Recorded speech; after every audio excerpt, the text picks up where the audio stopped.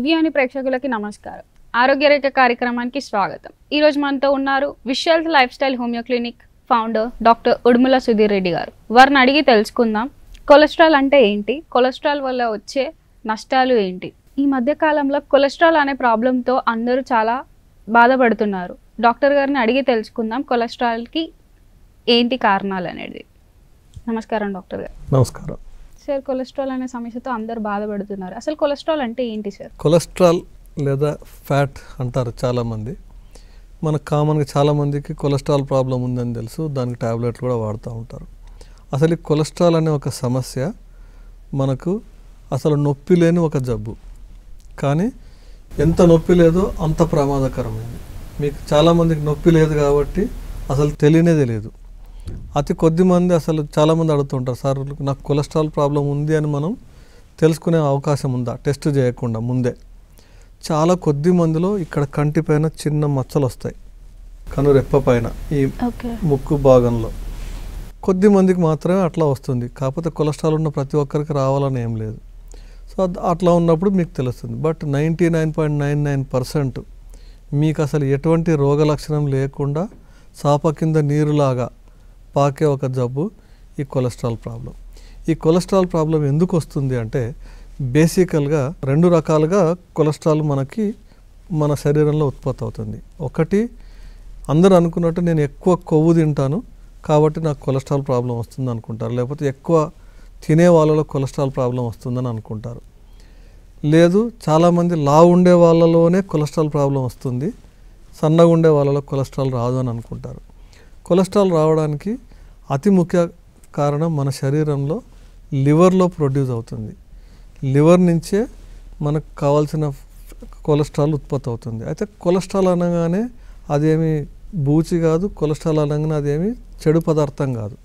కొలెస్ట్రాల్లో కూడా మంచి కొలెస్ట్రాల్ ఉంది, చెడు కొలెస్ట్రాల్ ఉంది. సో మంచి కొలెస్ట్రాల్ మనకు చాలా అవసరం. ఎంత ఇంపార్టెంట్ అంటే మన శరీరంలో కొలెస్ట్రాల్ తగినంత మోతాదులో ఉండటం.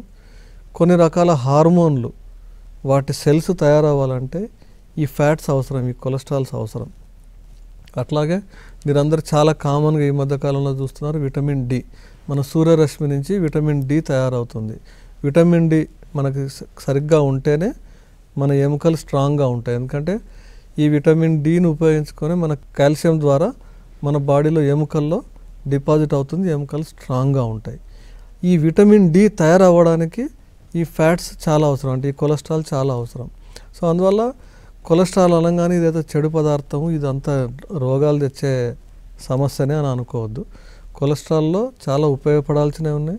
అలాగే కొన్ని విటమిన్లు ఫ్యాట్ సాల్యుబుల్ విటమిన్స్ అంటారు. అంటే మనకు వాటర్ సాల్యుబుల్ విటమిన్స్ ఉన్నాయి, ఫ్యాట్ సాల్యుబుల్ విటమిన్స్ ఉన్నాయి. అంటే మనం తీసుకునే ఆహారంలో ఈ కొవ్వు పదార్థాలు ఉంటేనే మన శరీరం, మనం తీసుకున్న విటమిన్లు మన శరీరానికి వంటబడతాయి. ఎందుకంటే ఈ ఫ్యాట్స్ ఉంటేనే అబ్జర్వ్ అవుతాయి. సో అందువల్ల ఈ ఫ్యాట్స్ మన శరీరానికి చాలా చాలా అవసరం. మనం బతుకుండాలంటే ఫ్యాట్స్ కావాలి. అయితే ఏదైనా మీకు శృతి మించితే ప్రాబ్లం.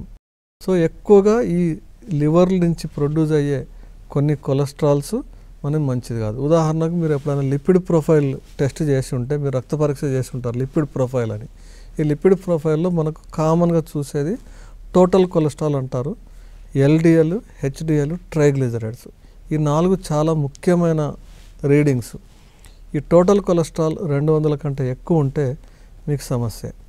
సో ట్రైగ్లిజరైడ్స్, ఎల్డిఎల్, ఈ ఎల్డిఎల్ అనేది చెడు కొలెస్ట్రాల్. మీరు గుర్తుపెట్టుకోండి, ఎల్ అంటే లో ఉండాలి, చెడు కొలెస్ట్రాల్ తక్కువ ఉండాలి. హెచ్డిఎల్ అంటే మంచి కొలెస్ట్రాల్, ఇది ఎక్కువ ఉండాలి, హెచ్ అంటే హై, అలా గుర్తుపెట్టుకోండి. ఈ 2 కొలెస్ట్రాల్ మీకు చాలా ఇంపార్టెంట్. చెడు కొలెస్ట్రాల్ తక్కువ ఉండడం ఎంత ఇంపార్టెంటో, మంచి కొలెస్ట్రాల్ హెచ్డిఎల్ ఎక్కువ ఉండడం కూడా అంతే ఇంపార్టెంట్. ఈ ట్రైగ్లిజరైడ్స్ ఏంటి అంటే, మనం తీసుకునే ఆహారంలో మీరు కార్బోహైడ్రేట్ ఆహారం తీసుకున్నప్పటికంటే, మీరు వైట్ రైస్ తీసుకుంటారు, గోధుమ పిండితో తీసుకుంటారు, ఇలా మీరు తీసుకునే ఆహారము మీకు అవసరాలకు పోను మిగిలినప్పుడు శరీరము రేపటి కోసం దాచిపెట్టుకుంటుంది. ఈ రేపటి కోసం ఎలా దాచిపెట్టుకుంటుంది? దాచిపెట్టుకునే ఒక ప్రక్రియనే ఈ ట్రైగ్లిజరైడ్ కొలెస్ట్రాల్. అదేంటి, ఏం చేస్తుంటే లివర్లో తయారు చేసి ఈ శరీరానికి ఈ కార్బోహైడ్రేట్స్ ఒక 100 క్యాలరీలు అవసరం, 2000 క్యాలరీలు అవసరం అంటే మీరు 3000 క్యాలరీలు తింటే ఆ మిగతా 1000 క్యాలరీలు మనం బ్యాంక్ డిపాజిట్ చేసినట్టు ఫ్యాట్ రూపంలో తీసుకెళ్ళి చర్మం కింద, పొట్ట చుట్టూ, మీ హిప్స్ చుట్టూ ఎక్కడ పడితే అక్కడ రేపటి కోసం దాచిపెట్టుకుంది. సపోజ్ మీరు రేపు అసలు ఏం అన్నం తినలేదు, మిమ్మల్ని అన్నం తినలేదు కాబట్టి చంపేయలేదు కాబట్టి ఈ ట్రైగ్లిజరైడ్స్ని ఎక్కడైతే పొట్ట చుట్టూ దాచిపెట్టిందో అవి తీసుకొని మనల్ని బతికించే ఒక ఆల్టర్నేటివ్ అరేంజ్మెంట్ ప్రకృతి మనకు చేసింది. ఎప్పుడైతే మనం రోజు ఎక్కువ తింటున్నాం అనుకోండి, అప్పుడు రోజు ఎక్కువ ఉంటుంది, రోజు మిగిలిపోతుంది, రోజు ట్రైగ్లిజరైడ్స్ ఎక్కువవుతాయి. ఎప్పుడైతే ఈ కొలెస్ట్రాల్స్ ఓవరాల్గా ఎక్కువ అవుతాయో మీకు కామన్గా వచ్చే సమస్య గుండె సంబంధించిన సమస్యలు, మీకు హార్ట్ అటాక్స్ రావటము, బ్రెయిన్ స్ట్రోక్స్ రావటం. ఇది ఎందుకు అవుతుందంటే అథెరోస్క్లెరోసిస్ అంటారు. అంటే రక్తనాళాల్లో పేరుకుపోతుంది, గడ్డల్లాగా పేరుకుపోతుంది. అయితే దాని కొవ్వు ఒకటే కారణం కాదు, కేవలం కొలెస్ట్రాల్ ఎక్కువ ఉండడం వల్ల మీకు గుండె జబ్బులు వస్తాయని కానీ లేకపోతే రక్తనాళాల్లో పేరుకుపోవడం అనేది కానీ నిజం కాదు. రక్తనాళాల్లో పేరుకుపోవడానికి వేరే వేరే ప్రక్రియలకి ఈ కొలెస్ట్రాల్ ఎక్కువైనప్పుడు త్వరగా పేరుకుపోతుంది. సపోజ్ మీకు కొలెస్ట్రాల్ లేకున్నా కూడా మీకు రక్తనాళాలు పేరుకుపోవచ్చు, కానీ కొలెస్ట్రాల్ ఉంటే నిప్పుకు నూనె తోడైనట్టు త్వరగా మీకు హార్ట్ బ్లాక్స్ వస్తాయి, బ్రెయిన్ స్ట్రోక్స్ వస్తాయి. సో అందువల్ల మీకు ఈ కొలెస్ట్రాల్ అనేది ఈ గుండె జబ్బులు కానీ బ్రెయిన్ స్ట్రోక్స్ కానీ త్వరగా మీకు తీసుకురావడానికి దోహదపడుతుంది. సో ఇది ఒక్కటే కాదు, మనం తీసుకునే ఆహారంలో కూడా మీకు కొలెస్ట్రాల్ ఫ్యాట్ ప్రొడ్యూస్ అవుతుంది. ఉదాహరణకి మీరు మాంసం ఎక్కువ తినే వాళ్ళు ఉన్నారనుకోండి, చేపల్లో మంచి ఫ్యాట్స్ ఉంటాయి, మంచి కొలెస్ట్రాల్ ఉంటుంది. మీరు మటన్ తీసుకున్నారు, చికెన్లో కొంతమేర తక్కువ ఉంటుంది. మీరు ప్రోగ్రెసివ్ ఆర్డర్లో చూస్తే అన్నిటికంటే బెస్ట్ ఏంటంటే ఫిష్, తర్వాత చికెన్, ఆ తర్వాతనే మటన్, ఆ తర్వాత రెడ్ మీట్ అంటే బీఫ్, పోర్క్, ఇట్లా రకరకాలుగా మన పాశ్చాత్య దేశాల్లో చూస్తే ఇవి ఎక్కువ తింటారు. సో వీటిల్లో విపరీతమైన చెడు కొలెస్ట్రాల్ ఉంటుంది, ఫ్యాట్స్ ఎక్కువ ఉంటాయి. అన్నిటికంటే ఇంపార్టెంట్ మీ బరువు, మీ బాడీ మాస్ ఇండెక్స్ మీ ఏజ్ ప్రకారం ఎంత ఉండాలో అంతకంటే ఎక్కువ ఉన్న ప్రతిసారి మీకు లివరు చెడు కొలెస్ట్రాల్ని ప్రొడ్యూస్ చేస్తుంది, మీకు ఈ కొలెస్ట్రాల్ ప్రొడ్యూస్ చేస్తుంది. సో అందువల్ల మనం ఈ కొలెస్ట్రాల్ మనం పెరగకుండా చూసుకుంటే రకరకాల సమస్యలు రాకుండా చూసుకోవచ్చు. ఎప్పుడైతే ఈ కొలెస్ట్రాల్ ఎక్కువ అవుతుందో మీకు ఇన్సులిన్ రెసిస్టెన్స్ ఎక్కువై డయాబెటీస్ వస్తుంది, ఈ హార్మోన్ డిస్టర్బెన్స్ అయిపోయి పీసీఓడి సమస్యలు వస్తాయి. అలా రకరకాల సమస్యల కారణం ఈ కొలెస్ట్రాల్ ప్రాబ్లమే. విచిత్రం ఏంటంటే ఈ సమస్యని మనం అసలు ఎటువంటి మందులు లేకుండా తగ్గించుకునే అవకాశం ఉన్నప్పటికీ అసలు ఎటువంటి జాగ్రత్త పడకుండా రోజు ఒక ట్యాబ్లెట్ అలా జీవితకాలం వేసుకోవడానికి రెడీ అవుతున్నారు తప్ప కొద్దిపాటి మార్పులు చేసుకుంటే మనం పూర్తిగా నార్మల్ అవ్వచ్చు అనే విషయాన్ని చాలామంది తెలియక, కొద్దిమంది తెలిసినా ఇవన్నీ ఎవరు చేస్తారులే అని చెప్పేసి ట్యాబ్లెట్లకు అలవాటు పడి కూడా అలాగే కంటిన్యూ చేస్తూ ఉన్నారు. ఒక్కొక్క రోగం యాడ్ అవుతూ పోతూ ఉంటుంది. అంత సైలెంట్ కిల్లర్ ఈ కొలెస్ట్రాల్ ప్రాబ్లం. ఆరోగ్యరేఖ కార్యక్రమంలో చిన్న విరామం.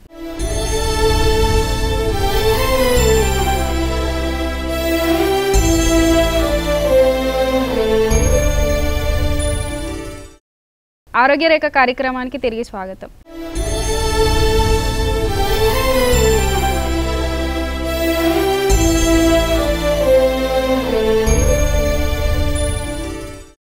సార్, కొలెస్ట్రాల్ రాకుండా ఉండాలంటే ఏం చేయాలి, వస్తే ఎలా తగ్గించుకోవాలి? చిన్న చిన్న జాగ్రత్తలు తీసుకుంటే కొలెస్ట్రాల్ రాకుండా మనం కాపాడుకోవచ్చు.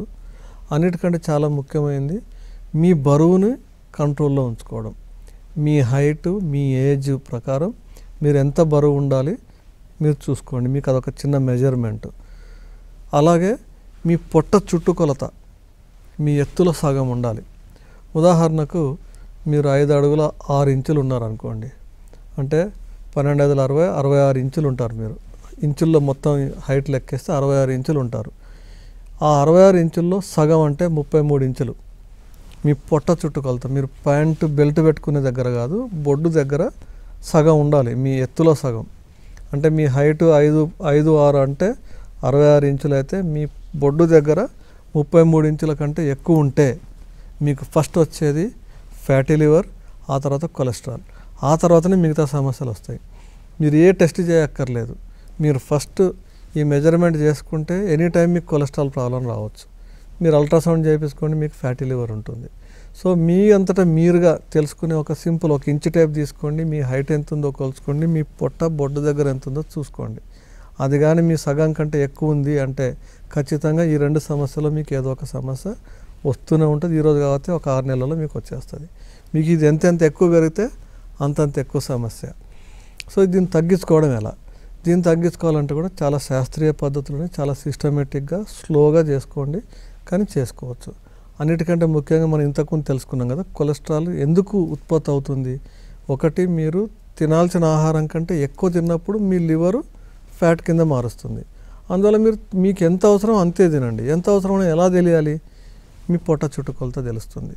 మీకు ఎంత అవసరం ఎలా తెలియాలంటే మీ హైట్కి మీ ఏజ్కి ఉండాల్సిన ideal body weight, body mass index 25 లోపల ఉండాలి. బాడీ మాస్ ఇండెక్స్ అంటారు. 20 నుంచి 25 లోపల ఉంటే మీ హైట్కి మీరు ఉండాల్సినంత నార్మల్ ఉన్నట్టు. మీ వెయిట్ నార్మల్ ఉన్న పొట్ట చుట్టుకొలత ఎక్కువ ఉంటే మీకు కొలెస్ట్రాల్ రావచ్చు. అందుకే మీరు సన్నగా ఉండే వాళ్ళలో కూడా కొలెస్ట్రాల్ ఖచ్చితంగా వస్తుంది. వాళ్ళు బాడీ పరంగా నార్మల్ వెయిటే ఉంటారు, కానీ వాళ్ళకి కొలెస్ట్రాల్ ఉంటుంది. ఎందుకంటే వాళ్ళ పొట్ట చుట్టుకొలత ఎక్కువ ఉంటుంది. అంటే ఇక్కడ సెంటర్లో మీకు ఫ్యాట్ అక్యుములేట్ అవుతుంది. వాళ్ళలో ముఖ్యంగా వాళ్ళు చేయాల్సిన పని ఏంటంటే ఈ రిఫైన్డ్ ఫుడ్ అంటే తెల్లన్నం తగ్గించి తినాలి. మీరు మైదా పిండి, బిస్కెట్లు, ఈవెన్ గోధుమ పిండి ఇట్లాంటివన్నీ కూడా మీరు తగ్గించి తీసుకుంటే ఆ సన్నగా ఉండే వాళ్ళలో కూడా కొలెస్ట్రాల్ తగ్గిపోతుంది. ఎందుకంటే అది మీకు ఎక్కువ కార్బోహైడ్రేట్ ఎక్కువ అవటం వల్ల వచ్చే కొలెస్ట్రాల్ అనమాట. అది కాకుండా మీరు ఒకవేళ లావు ఉన్నారు, లావు అవటం వల్ల కొలెస్ట్రాల్ వచ్చింది, మీరు జస్ట్ బరువు తగ్గండి, పొట్ట చుట్టుకొలత నార్మల్ అవ్వండి, ఆటోమేటిక్గా మీ కొలెస్ట్రాల్ నార్మల్ అవుతుంది. కొలెస్ట్రాల్ నార్మల్ అవ్వటమే కాదు, మీ ఫ్యాటీ లివర్ కూడా నార్మల్ అవుతుంది. సో చిన్న చిన్న మార్పులతో మీరు ఎక్కువ ఫైబర్ ఫుడ్ తీసుకోండి, మీరు కూర ఎక్కువ తీసుకోండి. మీరు అన్నం సగం చేసి ఆ సగం మీరు కూర ఎక్కువ తీసుకోండి. ఎక్కువ ప్రోటీన్ తీసుకోండి. ప్రోటీన్ అంటే మీరు అన్ని పప్పు దినుసుల్లో ప్రోటీన్ ఉంటుంది. మీరు గుడ్డులో ప్రోటీన్ ఉంటుంది. వెజిటేరియన్స్ అయితే పన్నీరు, సోయా వీటన్నిటిలో ప్రోటీన్ ఉంటుంది. మీరు ప్రోటీన్ ఎక్కువ తిన్నప్పుడు ఏమవుతుందంటే మీకు త్వరగా ఆకలి కాదు. ప్రోటీన్ ఉన్నప్పుడు ఏంటంటే త్వరగా ఫ్యాట్ కింద మారదు, మజిల్ ఎక్కువ పెరుగుతుంది, ఫ్యాట్ తగ్గుతుంది, మీకు కడుపు కూడా నిండా ఉంటుంది కాబట్టి వెంటనే ఆకలి కాదు. దాంతోపాటు ఎక్కువ ఫైబర్ ఎక్కువ ఉండే ఆహారం తీసుకోండి. ఉదాహరణకు మీకు ఓట్స్ ఉన్నాయి, ఓట్స్ ఎక్కువ తీసుకుంటే మీకు ఫైబర్ ఎక్కువ వస్తుంది.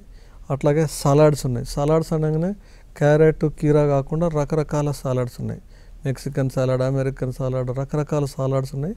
సలాడ్స్ ఎక్కువ తీసుకోవాలి. ఎక్కువ తీసుకుంటే ఏమవుతుందంటే మీకు కడుపు నిండుగా ఉంటుంది, ఆకలి కాదు. మీకు ఎప్పుడైతే బాగా ఆకలి అవుతుందో మీకు ఎక్కువ స్వీట్ ఐటెం తినాలనిపిస్తుంది, ఎక్కువ షుగరీ ఉండే ఐటెం తినాలనిపిస్తుంది. అప్పుడే మీరు తెల్లన్నం లాంటి బాగా ఎక్కువ తింటారు. అందువల్ల మీకు ఎప్పుడు ఫ్యాట్ తగ్గనే తగ్గదు, కొలెస్ట్రాల్ తగ్గనే తగ్గదు.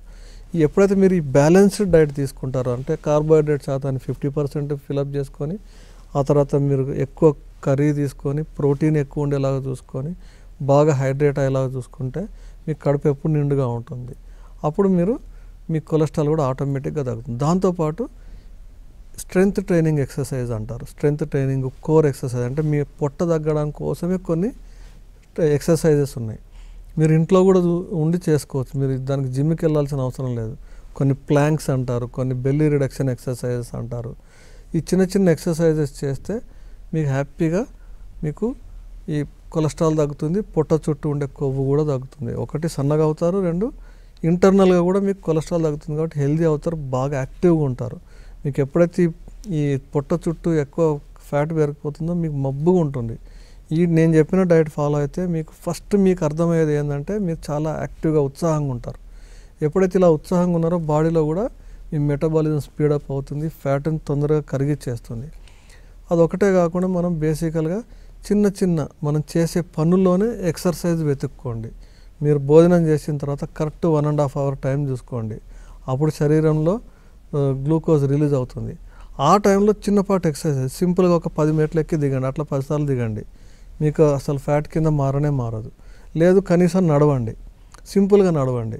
లేదు చిన్నప్పుడు మనం పనిష్మెంట్ లాగా స్కూల్లో గుంజీలు తీపిచ్చేవాళ్ళు సిటప్స్, ఒక 5-10 సిటప్స్ చేయండి. ఇవన్నీ ఎట్లా అంటే మనం భోజనం చేసిన తర్వాత ఒక 1.5 hour to 2 hours ఆ గ్యాప్లో కరెక్ట్ టైం చూసుకొని చేయండి. మీరు కరెక్ట్గా మీ ఈవెన్ షుగర్ ఉన్నా కూడా ఆ టైంలో ఈ పావు గంట సేపు మీరు ఎక్సర్సైజ్ చేస్తే షుగర్ కూడా డ్రాప్ అవుతుంది. ఇది రెగ్యులర్గా చేస్తే మీకు కొలెస్ట్రాల్ కూడా ఫామే కాదు. మార్నింగ్ ఒక 1/2 hour ఎక్సర్సైజ్ చేయండి. మీరు చేస్తునే పనిలో మీరు మెట్లు ఎక్కండి, లిఫ్ట్ వాడకండి. అలా చిన్న చేంజెస్ చేసుకుంటే మీకు కొలెస్ట్రాల్ రాదు. ఒకవేళ నిజంగానే మీకు కొలెస్ట్రాల్ సమస్య వచ్చింది, డాక్టర్ల దగ్గరికి వెళ్ళండి. ఎప్పుడు కూడా 6 నెలలకు ఒకసారి కనీసం చిన్న టెస్ట్ అండి, లిపిడ్ ప్రొఫైల్ ఎంటీ స్టమక్లో చేయించుకోండి. మీరు తిన్నాక చేయించుకోకూడదు. పొరపాటున ఎవరైనా తిన్నాక చేయించినా కరెక్ట్ రిపోర్ట్ కాదు. 6 నెలలకో సంవత్సరానికి ఒకసారి లిపిడ్ ప్రొఫైల్ చేయించుకొని నార్మల్ ఉందనుకోండి సంతోషం. నార్మల్ లేదనుకోండి డాక్టర్ల దగ్గరికి వెళ్ళండి. ఫస్ట్ వెంటనే మందులు వాడాల్సిన అవసరం లేదు. ఇలా మీరు లైఫ్ స్టైల్ కరెక్షన్ చేసుకొని, ఎక్సర్సైజ్ చేసుకొని, పోర్షన్ కంట్రోల్ చేసుకొని, ఇది చేసిన తర్వాత కూడా మీకు తగ్గకపోతే అప్పుడు మీరు ఖచ్చితంగా మందులు వాడాలి. ఎందుకంటే మందులు వాడకపోతే కూడా రిస్క్ అయ్యే ప్రమాదం ఉంది. సో ఇలా చిన్న చిన్న మార్పులు చేసుకుంటే ఈజీగా మనం కొలెస్ట్రాల్ ప్రాబ్లమ్ని ఈజీగా ఓవర్కమ్ చేసేయచ్చు మనం. ఆల్కహాల్ తాగడం వల్ల కూడా కొలెస్ట్రాల్ పెరుగుతుందా సార్? చాలా మంచి ప్రశ్న అమ్మ. చాలామంది ఏంటంటే మా డాక్టర్ గారు చెప్పారు రోజు ఒక పెగ్గు తాగొచ్చు, ఏం కొవ్వు ఎరగదు, విస్కీ తాగొచ్చు అని చెప్పి వాళ్ళకు వాళ్ళే జస్టిఫై చేసుకుంటారు. అది నిజం కాదు.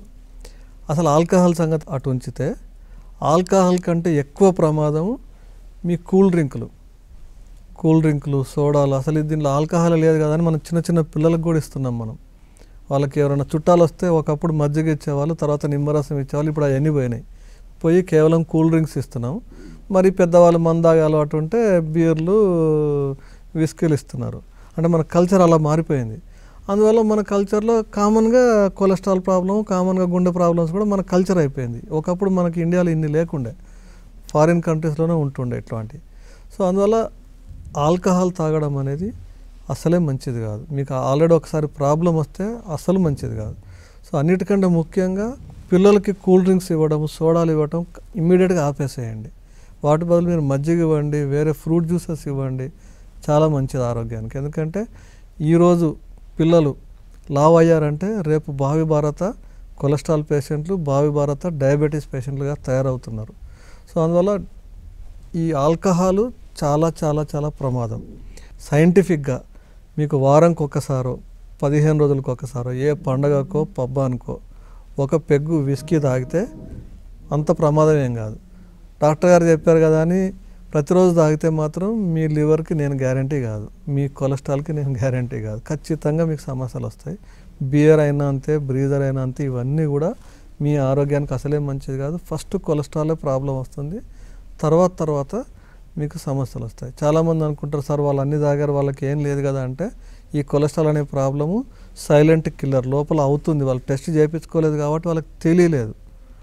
ఏదో ఒకరోజు సడన్గా హార్ట్ అటాక్ ఇట్లాంటి ప్రాబ్లమ్స్ వస్తాయి. మీరు అందుకే చూసుంటారు కదా ఈ మధ్యకాలంలో కోవిడ్ తర్వాత యంగ్స్టర్స్ 30-35 సంవత్సరాలు ఉన్న వాళ్ళకి చాలామంది సడన్గా హార్ట్ అటాక్స్ వచ్చి డ్యాన్స్ చేస్తుంటే పడిపోయారు, నడుస్తుంటే పడిపోయారు అని చెప్పేసి. ఇవన్నీ ఒట్టిగానే రావు. ఎందుకంటే వాళ్ళకి విపరీతమైన కొలెస్ట్రాల్ ప్రాబ్లం ఉండుండొచ్చు. వాళ్ళు అసలు ఎప్పుడు చెక్కే చేసుకోలేదు కాబట్టి అసలు వాడికి హెల్త్ ప్రాబ్లం ఉన్నట్టే తెలియదు. మనం ఏమనుకుంటామంటే అసలు ఆరోగ్యంగా ఉండేవాడు సార్ సడన్గా పడిపోయాడు అనుకుంటాం.